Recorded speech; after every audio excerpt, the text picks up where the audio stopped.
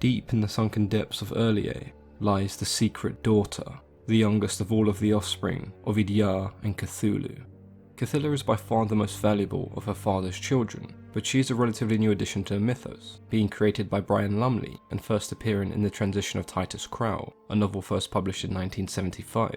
Lumley offered no real description of Cthylla, but many suggest that her name may be a reference to the Greek sea monster Scylla. Several years later in 1997, the short story titled In His Daughter's Darkling Womb depicts Cthylla as a huge winged octopus. Despite Cthylla being quite a recent addition to the overall mythos, she still has quite an important role to play. Cthulhu himself, in his great hindsight, is aware that sometime in the distant future he will be destroyed, and so Cthylla became somewhat of a failsafe plan for when that day does eventually arrive. It has been foretold that Cthylla is one day destined to give birth to Cthulhu, soon after he has been destroyed.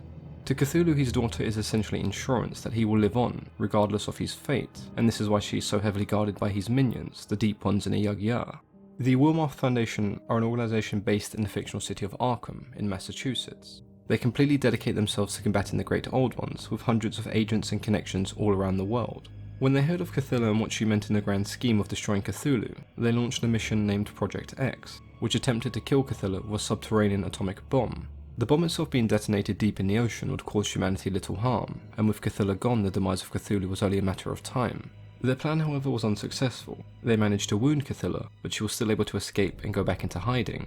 With the Great Dreamer now aware of humanity's plan to target his daughter, his minions would watch over her even closer than before.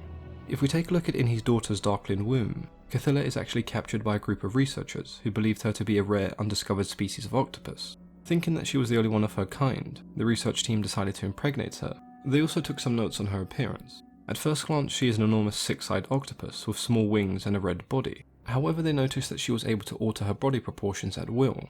She could enlarge her wings if she needed to fly, and much like a regular octopus, she had 8 arms, but she was able to generate more if required, and each of these arms had dozens of razor-sharp claws at the end of them. Cthylla does also appear in Peter Rawlich's In the Hall of the Yellow King, where she takes a more human form as a potential bride to Hasta.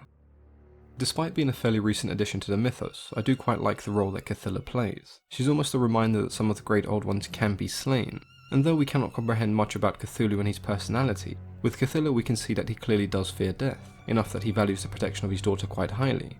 It does also raise an interesting question. If Cthulhu is aware of his own inevitable death, then we as the audience are left wondering what these possible causes could be.